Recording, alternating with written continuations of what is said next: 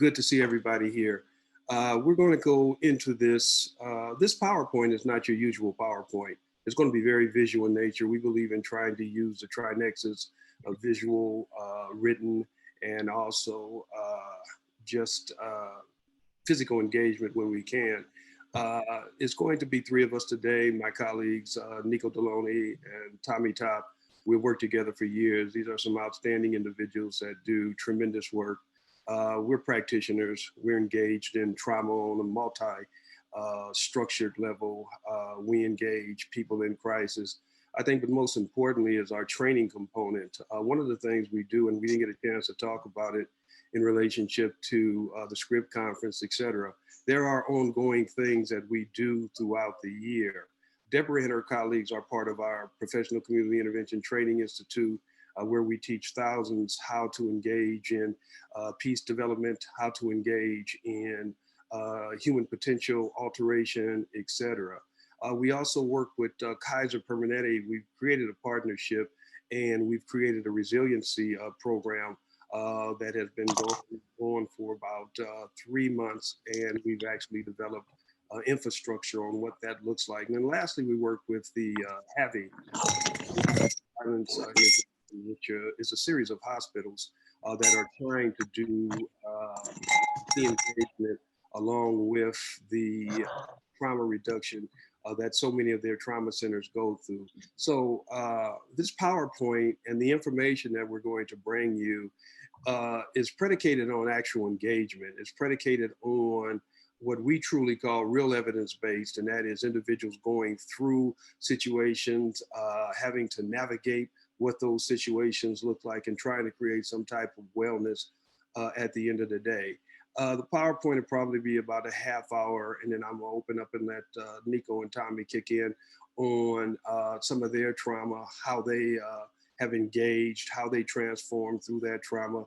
All of us have been through some extremely traumatic situations, so we've tried to use that to frame so much of our give back through our teaching dynamic, et cetera. So let me jump right in this. I'm gonna start with a little quick video to show you what some of male trauma truly looks like. Okay. Oh, my video did not come up. Let me see if it came up. All right, well, I have to find that video. But anyway, I'll jump right in this. So when you think about trauma and when you think about the word thug, so many people, I think, have a misinterpretation of what that looks like, because so many of us think from our perception.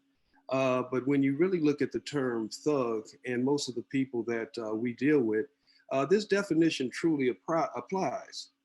Traumatized humans unable to grieve. When you think about trauma, which I'm gonna go into a brief definition of very shortly, trauma is that inability for individuals to be grounded and have the capacity to move themselves forward through self-reliance and self-determination. When you look at most of the people who, and especially your males who are traumatized, and usually so many of those males don't have the resiliency of safety nets, et cetera. So what happens, they turn time and time again to things that alleviate that pain that they're feeling. When you're dealing with marginalized communities, what happens is that pain is usually alleviated through some form of violence, some form of takeaway because of the instant gratification and the instant recognizing, excuse me, that something like violence brings to the table. So if I don't have the capacity of options on board, et cetera, if I don't have some type of framework in which to grieve, and most people that usually don't have those safety nets, don't have that hope of grieving. So they grieve in their own personal way, and they grieve in the way that they're used to and what they see in their environmental structure. Okay, here's my video. Let's take a quick look at this, and I want you to see the transformation, and it's going to be a story behind this transformation, and we'll talk about that on the other side. Oops.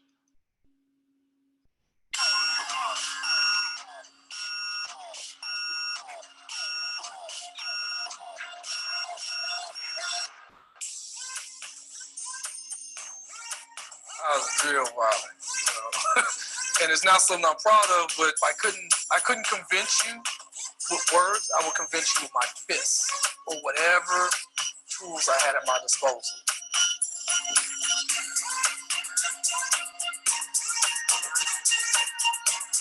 My mother was gang member, my father was gang member, my stepfather was gang member, so I was destined to be a gang member.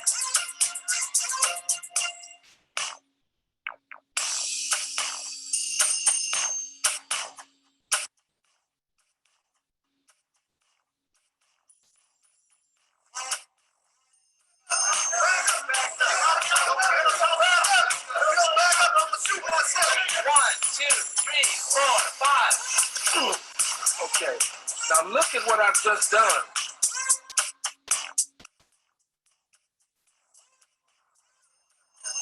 want to save lives. I want to really get people out of gangs. You know, the truth is, yeah, if I didn't change my life, I would most assuredly be dead.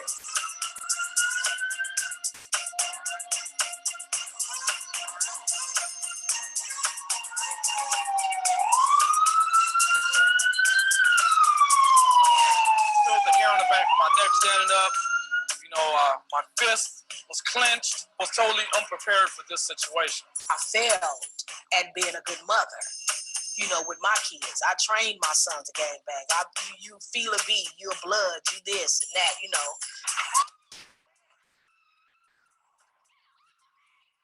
You beat one girl and I had to call the police on him and have him put in jail for like a year. Motherfucking gang in the 50 class, all you worry about is other people's kids. You need to worry about your fucking kids. He's my son and I love him, but I'm in reality that your own kids will kill you.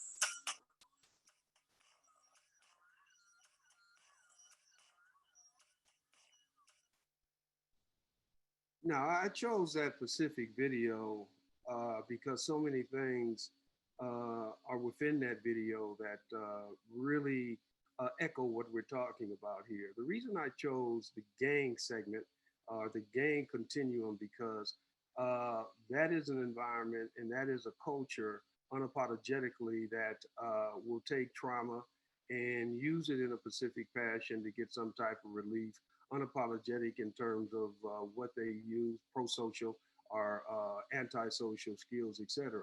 I wanted to also show the mother and her drama with the son who did not have the capacity of constructive male leadership and really being shown the infrastructure of what that looks like. And also just to let everybody here know, unfortunately, that son did pass about 6 months after this video was done from the nexus of the trauma that he couldn't escape. And then lastly, to show the story or the concept of what the individual who was on the screen first, Bloodhound, what his actual story was and how things had to alter in order for some type of change to happen. So we can talk about this afterwards. I just wanted to give you that framework moving forward. So I think it's important when we're talking about male leadership and what ends up constituting where males go at the end of the day, what their trauma looks like, et cetera. We need to truly understand what the mental continuum of individuals look like, and then look at those specifically targeted individuals and how they end up taking certain actions at the end of the day.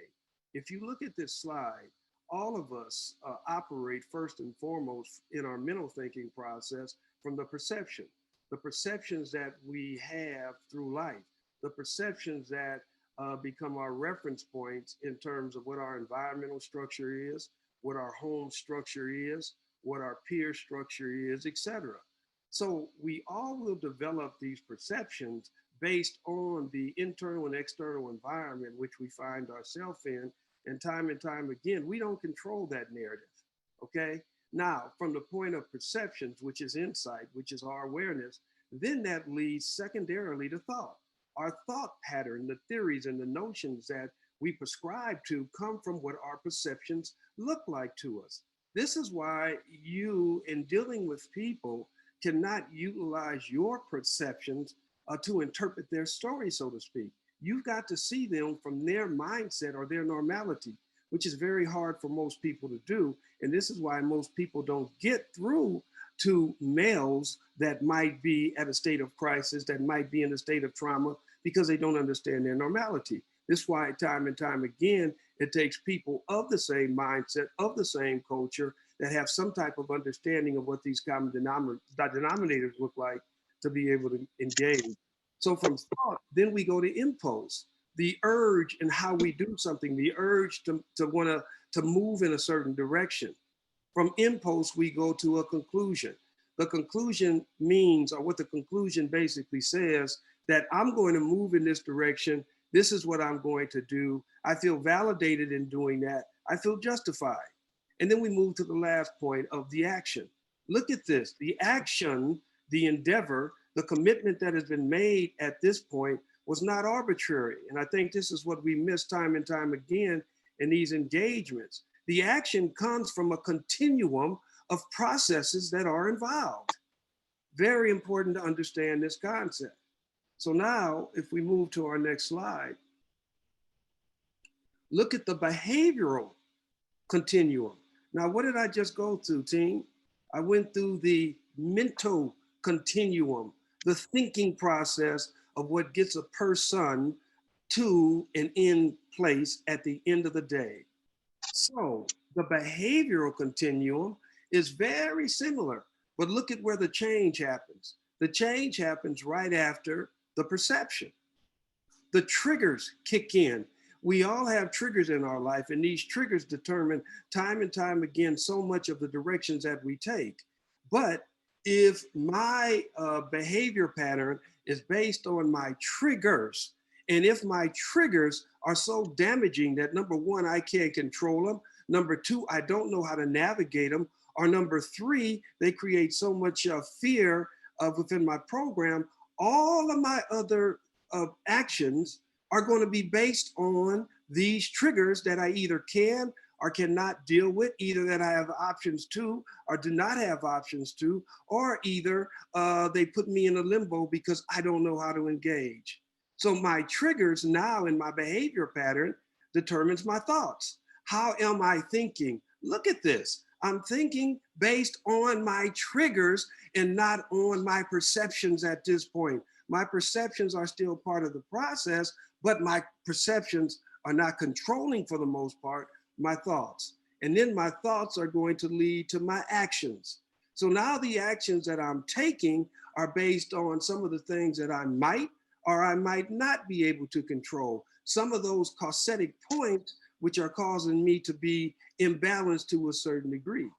Lastly, we talk about the consequences. So in my behavior pattern, what I do is going to be based on my actions that I take, which is going to end up with certain consequences. And at this point, I've got to decide if those consequences in terms of what I do are going to have the capacity to hold me back and keep me in a pro-social mindset, or is it going to be an anti-social mindset because I feel those consequences overrate everything because the triggers are so strong and I can't control them.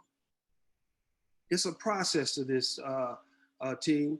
So now when I look at triggers from a different perspective, when I look at how do we set up a framework in which we navigate and operate in controlling what we basically do. So take the young boy, and this is supposed to be centered around men, and that's why I'm concentrating here.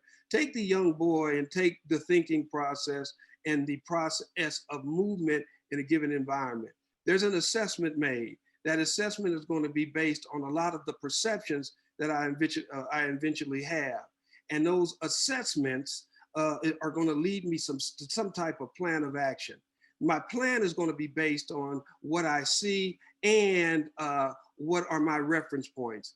And then the plan is going to hopefully lead me to the crisis needs and wants. My plan is going to be able to hopefully get me what I need and what I want. This is going to become very important in about 5 minutes when I show you the slide from malehood to manhood. So my needs and wants are going to develop my methodology, what am I going to do now? What is my strategy to meet my needs and wants? Then I run into this big old circle called triggers. Triggers is halfway in my process because my triggers, as the previous slide showed you, are going to determine my thought patterns and what I'm going to do at the end of the day. My ability to deal with these triggers or not deal with these triggers becomes extremely important because they're going to determine my secondary and third circle that you're going to see right behind my triggers. So if I look at my triggers, they are going to now determine the actions I take. Hopefully those actions are going to create some type of capacity of stabilization, giving me some type of balance, etc. And lastly, if I get that balance, it's going to give me the ability to have some degree of wellness and recover from the trauma that these triggers are causing. It's going to give me the ability to have some type of wellness. Now, guess what? If I do not deal with these triggers, if I do not have options, if I do not have the capacity to identify, manage, and control what these triggers look like, I'm never going to get to a point of recovery. I'm never going to get to a point of stabilization.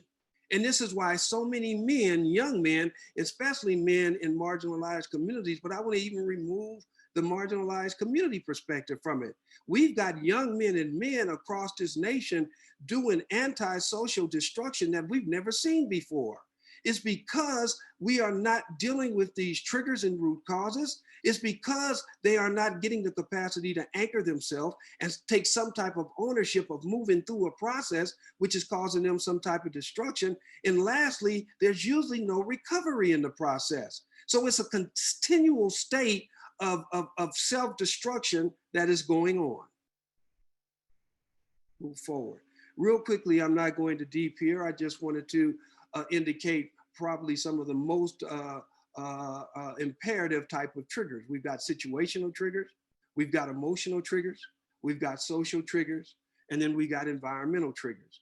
It becomes important because time and time again in your different communities, there could be one of these triggers, there could be a combination of these triggers, and there could be all of these triggers happening at the same time. This is why the understanding of dealing with trauma becomes so important and not cookie cutter, putting that term into a cookie cutter mindset, because trauma is different in different people. Trauma is different in males than females. Trauma is different in people who feel that they have an out and have some type of resiliency network and those that don't.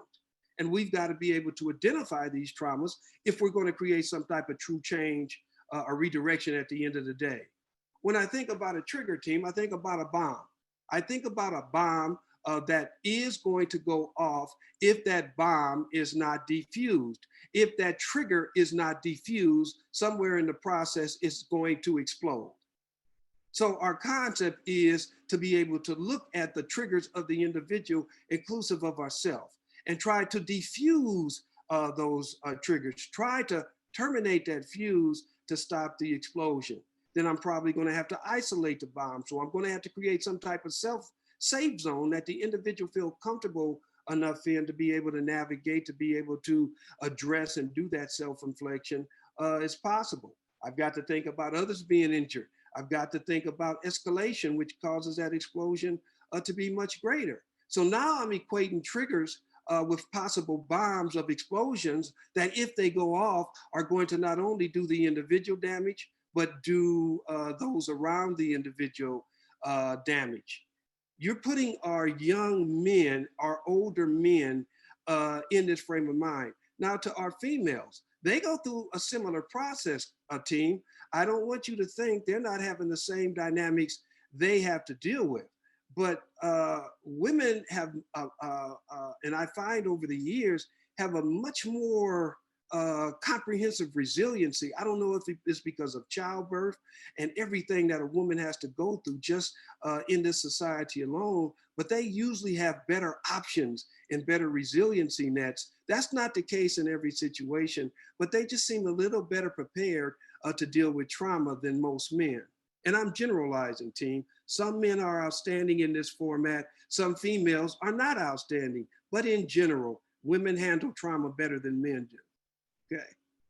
Then if it's multiple bombs, we've got to look at a couple of things. We've got to look at the actors, who's involved. We got to look at the actions. We got to look at the areas. We got to look at the accessories. So you see, it's much more than just the individual trauma that the individual's going through. If we're going to try to create a change in that trauma, a change in that individual, and getting this person or persons to be in a better state at the end of the day.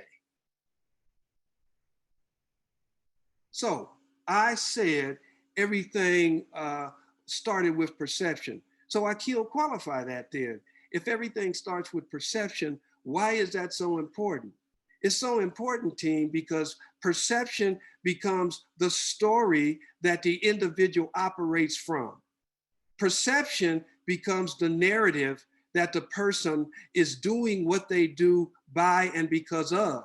So if I want to change the person and the trauma that the young male, the older male is going through, if I want to get them to a point of resiliency, if I want to get them to a point of ownership and the capacity to move in a different direction, guess what I've got to do?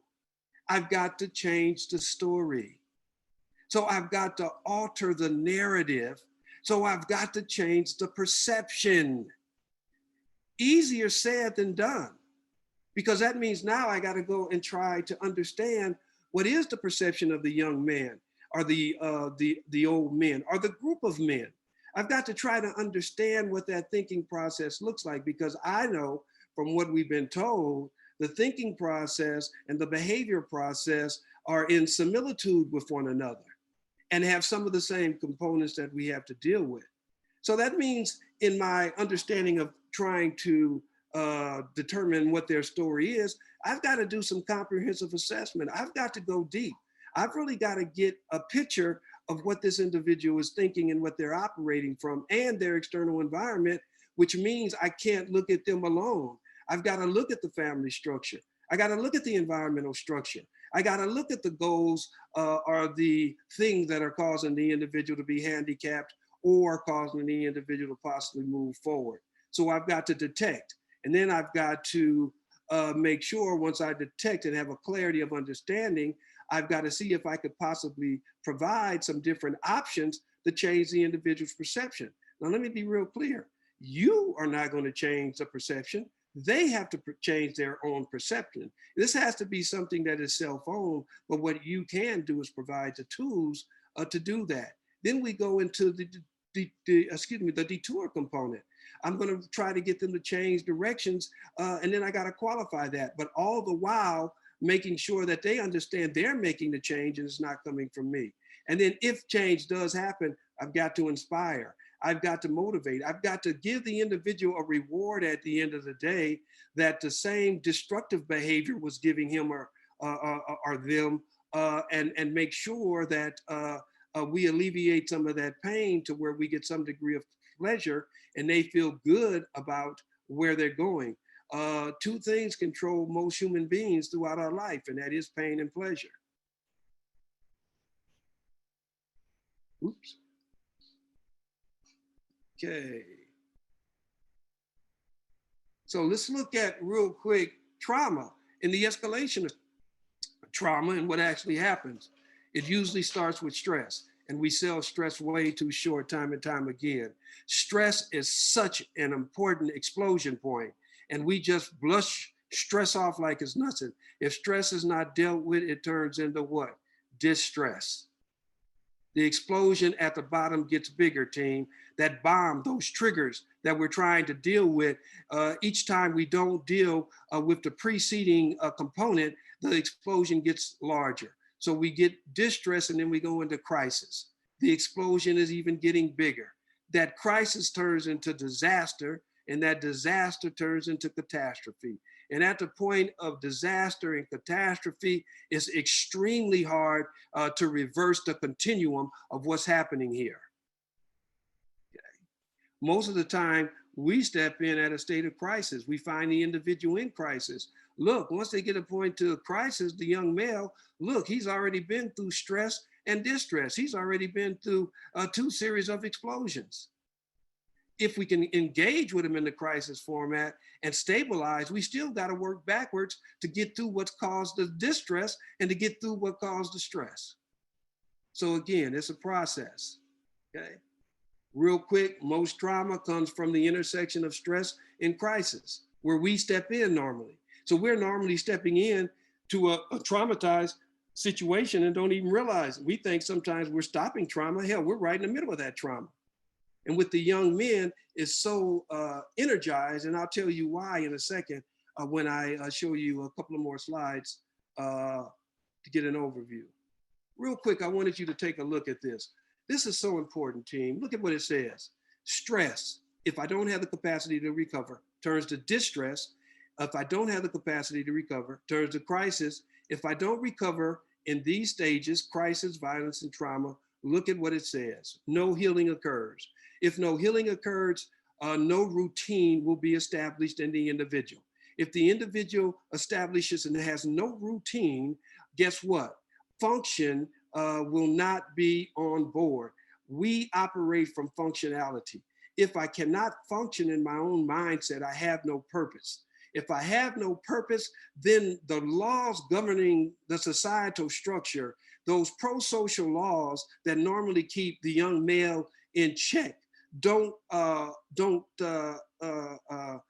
limit my capacity or don't stop my capacity to do what I do, because I feel I have no purpose, I have no worth. This is where I'm gonna go out in a blaze of glory. This is where I'm gonna destroy my whole family and don't give a darn. This is where I'm gonna go out and do things that most people will never fathom, because guess what, people? I have no purpose. No purpose, I cannot be stabilized. So anything is good. I throw caution to the wind. Okay, real quick, there's other type of traumas. We have the normal traumas, and then in so many of these manhood structures, we have also single blow trauma, which is an ongoing thing in most communities, because we men are supposed to be the ones to keep the community safe, keep the family safe, etc.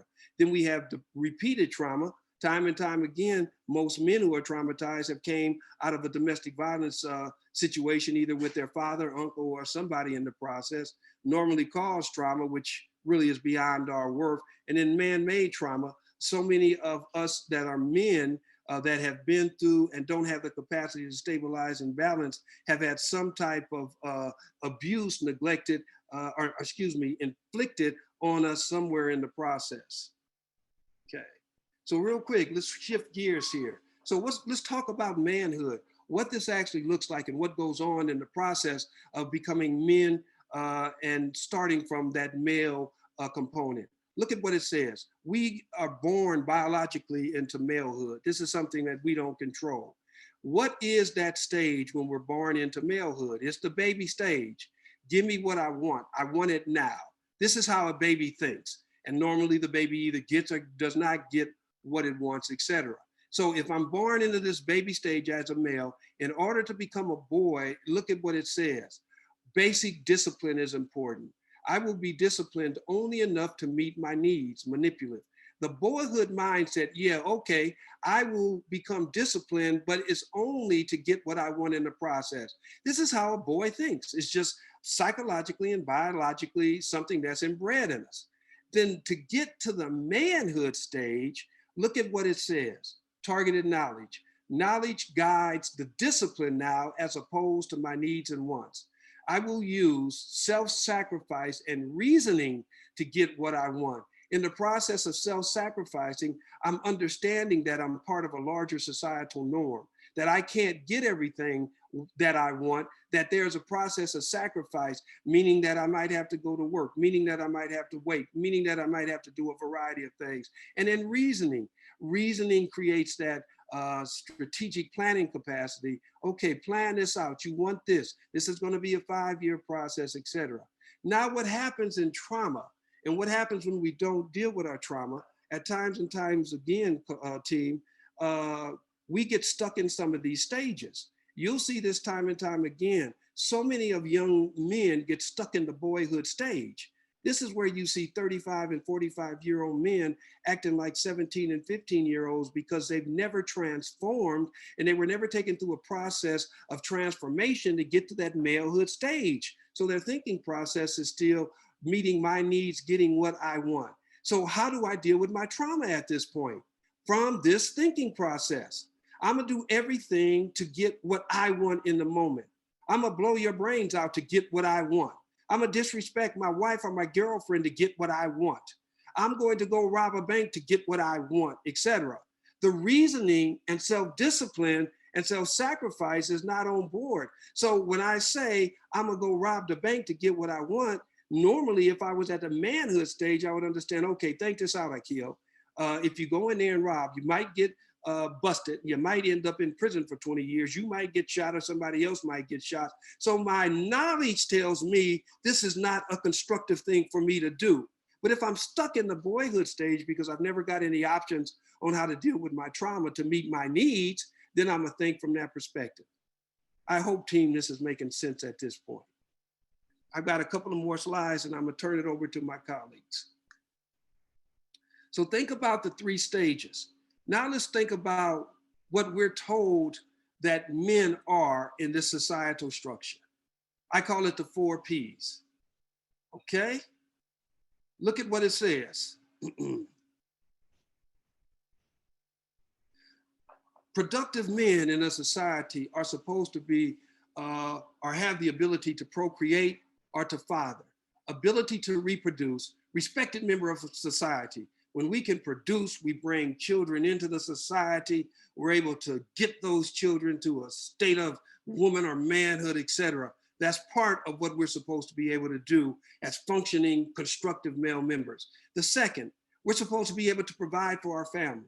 We're supposed to be the breadwinner, supporters. We're supposed to be that foundational rock that our family stands on. Then moving forward, prestige to be respected in the community. Looking at, because we're doing what we're supposed to, we gain that social status and that admiration of so many in the community. That is a real man. He's taking care of his family. You never see issues of concern, et cetera, et cetera, et cetera. And lastly, protector of the family and community. We're supposed to be the person in charge. We're supposed to be able to make sure that the community is safe, the family is safe, and we're supposed to be that bedrock of foundational concrete that everything is operating and stands on. The 4 Ps define the rank, social standing, and the self-worth. Why am I talking about self-worth? Well, guess what happens, team? When we have the provider, who is also the procreator, who is also the protector, who is also the one who is able to establish a degree of prestige because they're doing all these things. This determines the masculinity of the individual, of the male. This determines how they see themselves in that manhood capacity, okay? If these things are all being met, the masculinity is strong. The male feels his worth. The man feels his power base. Okay? Remember, the male is the guardian or the warrior at the end of the day, the protector, making sure our community is in the best place and our family is in the best place. But guess what happens when we can't meet one or more of these 4 Ps, team? The masculinity starts to shift. The masculinity is not the reflection of what we want to see. So what we want to do is counterbalance that, because we want that strong, image. We want to be recognized, because remember, the masculinity is going to create the social status and how we perceived in the community too. So look at what it says. Our 4 Ps, or some of our 4 Ps, are not being able to be met. So what does it do to the masculinity?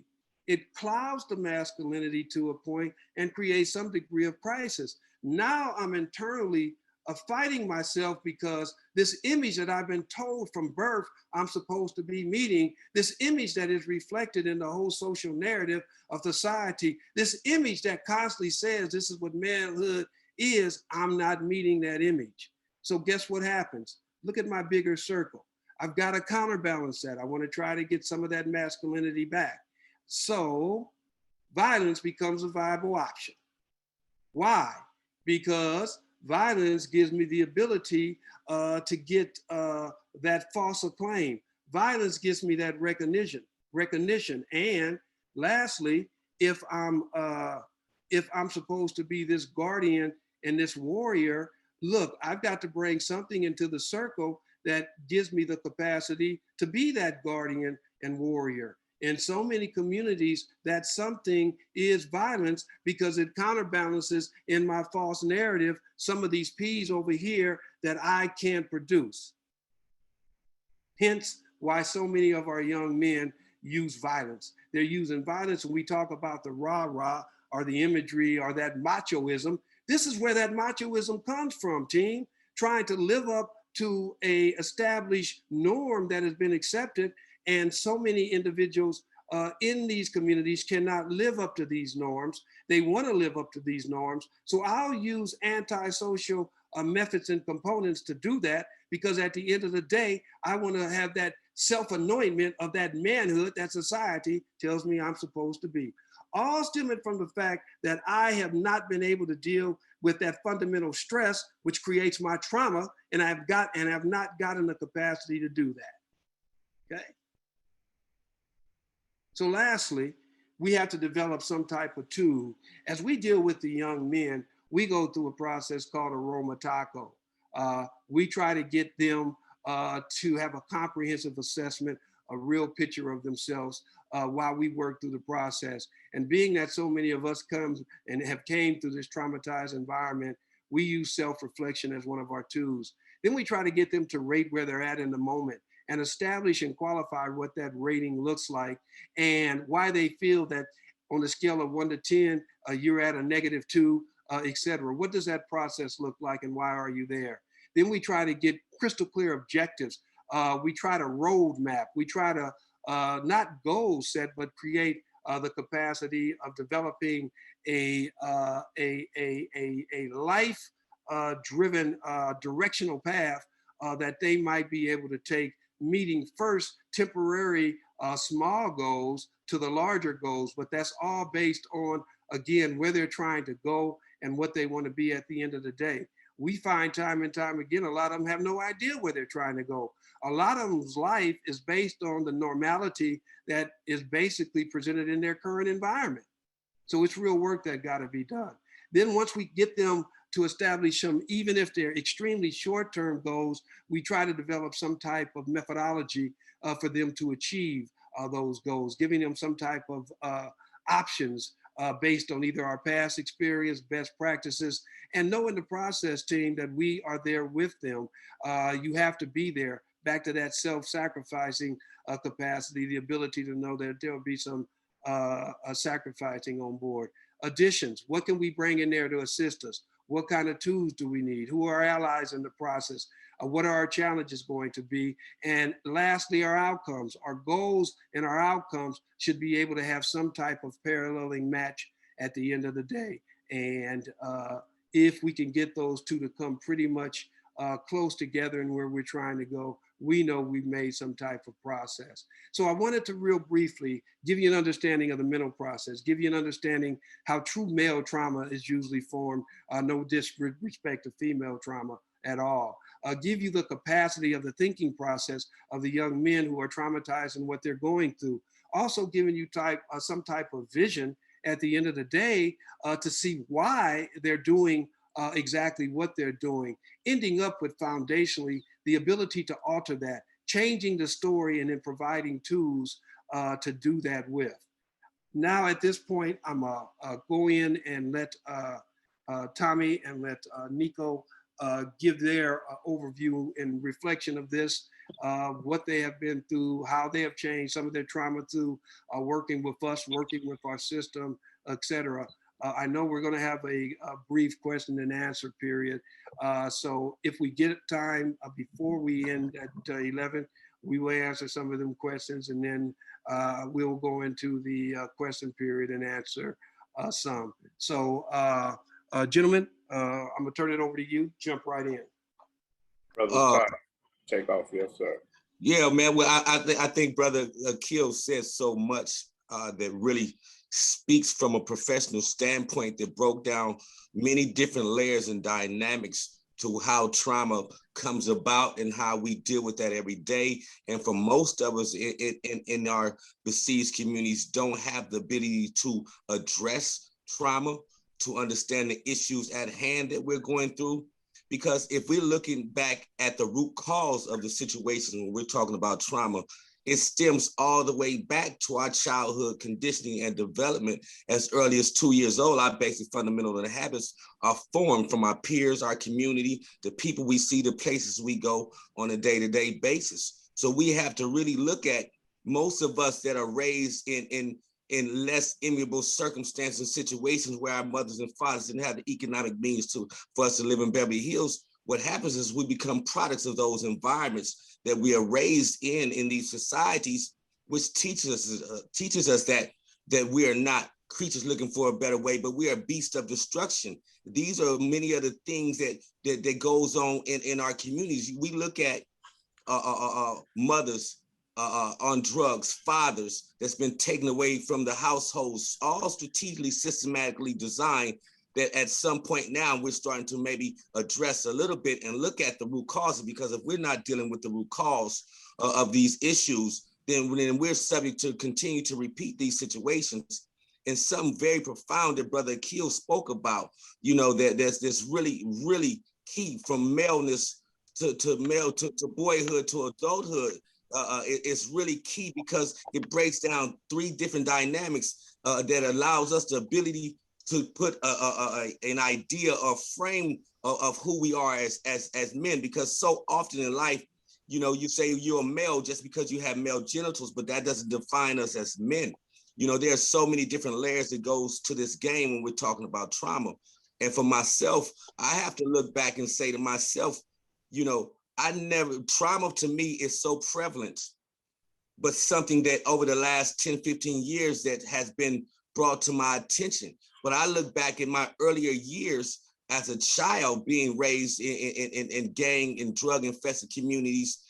You know, it's taboo for us to talk about men dealing with issues that we go through and having the ability to show emotions. So most of us are raised in societies that teaches us that we have to be hardcore, that we have to be down, that we have to be tough, that in order for us to feel like we're men, if we can't get a job, like Brother Aquil was speaking about, if we can't get a good job because we've been incarcerated, we've been in jail, what happens next?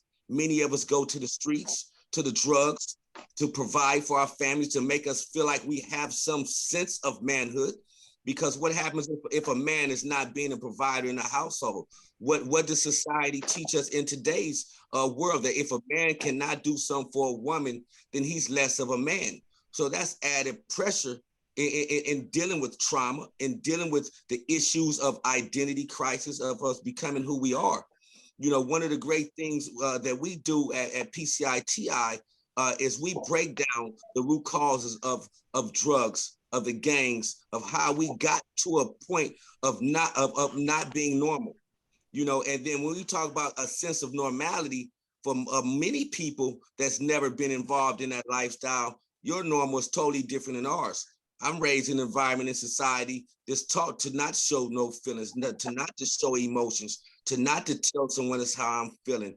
You know, I'm raised in an environment in society, when I walk out of my house, when there's violence going on, a lot of times these young kids have to have a gun, have to have some form of protection around them because they don't want to become a victim. So it may not be right, but look at what all the different root causes of the issues that plague our community and society that gives us the trauma that we go through from the day-to-day basis, that abstains us from becoming kings and queens on our journey. We have to look at some of the things that we have to really, you got to really look at breaking down all the way to teaching life skills, teaching our kids how to build their credit, teaching our kids right from wrong. These are so many things that we take for granted in our community, but has to be addressed and taught within our community. You know, like I said, one of the great things that we do here at P.C.I.T.I. is we put our life and our structure into a context and teaches us how to professionalize the work that we deal with, the people that we see, and breaks down all the different dynamics of us from a basic structural standpoint that's been so far overlooked, but so far needed in our urban communities. So trauma is something that has to be addressed. We have to be able to get to a sense of talking to the youth, talking to our kids, and giving them some form of understanding of who they are as people. And that's so far, it sounds so far cliche, but it's something that has to be addressed in our community. We have to be able to get and reach our kids as early as 5, 6, 7, 8, 9 years old, and put them in environments where they feel comfortable with being who they are and being taught that they are not beasts of destruction, that they are not just worthless individuals in these communities that have to gangbang and have to sell drugs in these communities. There has to be some form of a round table of some of the things that we're doing in our community when we deal with teaching our youth. Is something that we deal with the community sentinel that we have in our program, that we deal with Watson South Central, and teaching our kids how to access resources out of the community, how to deal with city council, how to deal with law enforcement, how to deal with violence, how to deal with crowd control, how to deal with all these different issues that we take for granted, that many of us have not been equipped to understand our value as people, man. So trauma is something prevalent in our communities. Trauma is something that has to be addressed. Trauma is something that we have to find a way to not make mental health and trauma a taboo in the Black communities, and find a way to break the cycle and teach our kids a sense of humanity. And good stuff, Top. Before you jump in, Nikko, I just want to say one thing to Top's points, and one thing I think we all have finally come to the realization of. You know, from a societal perspective, the engagement with trauma, the engagement, the eradication of crisis with most men have been left up to most men. There's this false nomer that we're supposed to be able to pull ourselves up by the bootstraps. We're not supposed to have trauma, and trauma is a weak term to embrace. So we have got to realize that men are dysfunctional time and time again, regardless of the false armatry that they try to put on. When men don't deal with their trauma at the end of the day, men self-implode, and usually they take others with them because they're in that leadership role. One quick thing, why do you think so many fathers are destroying their families in the process? Because back to that 4P concept, if I haven't been able to provide for my family, if I haven't been able to be that procurer, I'm going to take all of them out with me and take them out of their pain because I've been such a failure in my process of this manhood. So there is much more deep-rooted drivers that men have to deal with that we haven't dealt with. And from a societal perspective, we're just starting to recognize now, after all these centuries that men have been running around here, traumatized, we're finally starting to realize something has to be done. Brother Nikko. Yes, sir. It just takes me back to what I had to learn. Children learn what they live. And really, if a child learns with criticism, they learn to condemn. If a child lives with hostility, they learn how to fight. And that was mainly everything that I had to go through in my life. I was born, shall I say, I was born with a leg deformity. So at the early ages of my life, I was stuck in hospitals and different stuff like that. And it made me act out and lash out at all the people because I never had a summer for the first 5 or 10 years of my life as far as being free to go out and run around and be on the streets. So it gave me the ability to lash out. I also was surrounded by a lot of people that constantly encouraged me to look to the brighter side. It took me to finally realize that. I didn't have the ability to reason, so I didn't have the ability to change. that took me through life with a bitter perspective. And that bitter perspective was just to those that had what I called normal childhoods or normal actions from being in a childhood perspective. My mother was on drugs. My grandmother raised me. My grandmother taught me everything that was needed to know about how a woman wanted a man to treat her. So she let me know the do's and don'ts, the yeses and nos. She also taught me a lot of different things that I didn't think I would need, but I swear my grandmother died in 1988, and it ain't been a day since 1988 that something she told me or something that she showed me hasn't been prevalent in my life. So I have to give her most of the credit of just being able to have the ability to reason and therefore change. Dealing with this trauma and dealing with stress, we deal with it every day. The streets are on fire. Mainly my issue and dealing with what I deal with in my community, if another community has a traumatic event, it immediately reflects on my community, because if they're at rival odds, I have to go out and make sure that individuals know that somebody might be riding through trying to promote harm in this area due to other individuals that might not even be in the area no more, but have the ability to claim certain areas and bring traumatic events to individuals that are just there.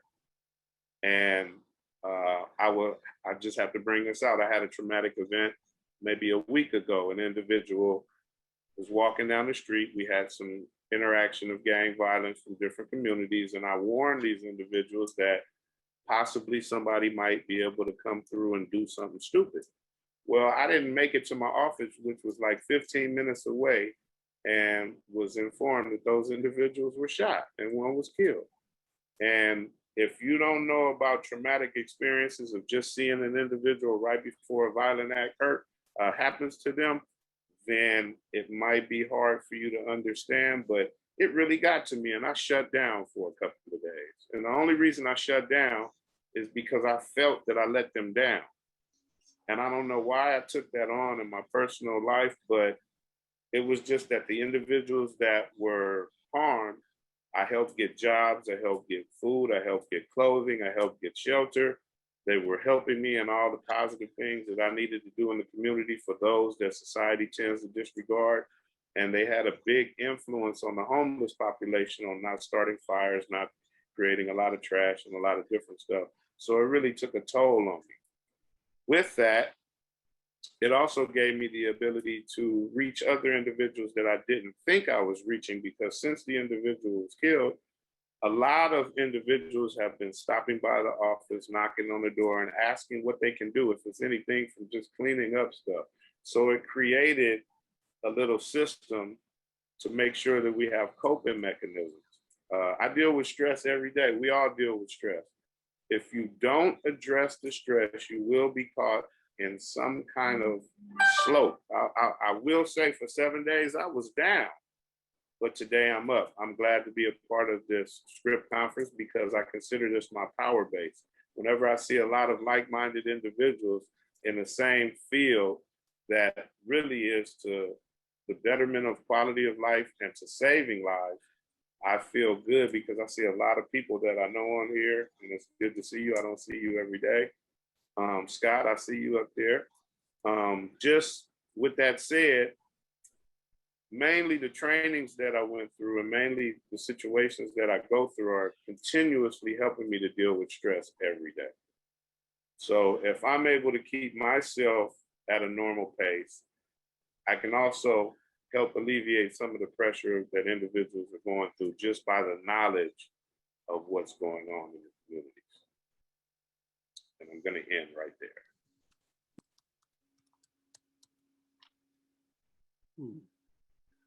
Thanks, Nikko. Yes, sir. You know, I think in listening to what you've heard, class, you're hearing individuals that really had to go through a process of clearly looking at themselves and addressing some of the things that we truly did not want to address. I can only speak for myself in the first person. And, you know, it's amazing how I look back and how my trauma has informed mostly everything I do in my life today. My need to help people, my need to train, my need to make sure people can navigate violent systems and systemic structures of injustice and racism. And I can trace each of these things back to a point in my life that I was affected by. Why that becomes so important is because it's that point of intersection that truly determines what you're going to do in the direction that you're going to take, either for the positive or for the negative. I was fortunate that I had people, because I came through the 60s movement in the 70s, I was around people that were engaged in true societal change. So there was a lot of investment of educational purposes, of inclusion of material, things of this nature, and just having a different mindset. But I know in terms of not wanting people to go through crisis and pain, it was because all the crisis and pain I went through and didn't have an answer for. In dealing with violence, it was because of the fact that I came out of a very violent environment, both from a family perspective and then from a societal perspective at the time. And then additionally, because I was born in the 50s, from a warranted, accepted normality of people being treated a certain way, Jim Crow, et cetera. So I knew what that pain felt like. I know Nikko, I know Top, also know exactly what that pain feels like. And when that pain is so demonstrative in terms of causing the type of destruction, usually people with some type of rationale of balance don't want others to feel that pain. So hence, developing a training institute that gave us the capacity to give people the type of skill sets to navigate what that pain looks like, et cetera. I know the work that we're currently in, we're in this work. I've been in it for over 47 years because I feel the type of solutions have not been brought to the table. So I feel a big part of my purpose is to make sure that I try to continuously create a state of self-mastery where I can give people the tools that can put them in a better position than I was. So I wish I could sit here and say this resiliency shield that, you know, we're all supermen and superwomen and have the capability of just driving through these processes. Anybody that tells you that, that's a bunch of BS. We have got to learn how to deal with our trauma, and men have to learn how to deal with their trauma so much more so because of the pivotal roles that they play in this societal structure. Our children look up to us. Our wives look up to us from the perspective of that procurement of protection. So many in the society, in terms of our peers, look up to us. And if we're dysfunctional and others are looking to us and at us as the examples of what they need to be, do you think they're not going to be dysfunctional in that process? So we got real work to do. The responsibility of dealing with male trauma is not something that's optional. It has to be done. Because look at the societal perspective and where it's at right now. And so much of that destruction is being caused by at least 62 to 70% of males in our society. And most of it stems back to the inability to create stabilization, balance, and ownership of their life. So with that said, I know we're a little early on our room. Maybe we can answer a few questions or just get some feedback. You know, I don't like these chats, people. I like to talk to people. So, but anyway, maybe we could get some of your thoughts back before we jump into this breakout session. Thoughts on what was said, interpretation, etc.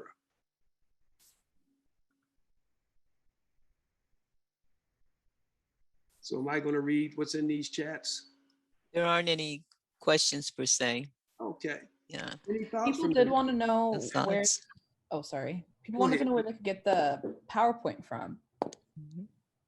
I think Deborah put up or it might have been Scott. Yeah, it's in there. Made available. Go ahead, I'm sorry. Yeah, it's made available. And then also if you email us, we can get a copy and send it to you. And eventually Aquil will be making his talks on the LLU for people to download. Yes. And then this one last thing also tying into what we do, man, it's really important. You know, there's a couple books that's out there that really help structure, you know, and give solutions to the issues at hand, you know, and talks about some of the true stories that's going on. Peace in the Hood, man, the book that's done by Brother Aquil Basheer that has many of our stories in it that speaks about this solution base that helps give solutions to it. And then Dr. Deborah Warner and Michael Olopolo, man, blessed us and gave us an outlet to tell some of our story, and Barbara and my boys, that also tells the tale of our stories, you know, that gave us an outlet to really deal with some of the stress and trauma that we've gone through. I mean, you know, it's been a great honor to be a part of this team. This really been functioning. It's just really about solutions and giving back, man. So I'm blessed to be here, blessed to be a part of this movement, and blessed to be able to work side by side with Brother Aquil Basheer, someone who's been a true pioneer in this movement for many, many years, that's given us a platform that many others have not given us, and allowed us the ability to say that we have arrived, that has given us the ability to sit in different venues and platform with the ability to feel that we are not less than, but equal to. And brother, I really thank you for that. Brother Scott, all of you guys, it's really been a part of this movement. They don't have to, but you guys are here because you are true humanitarians in this work.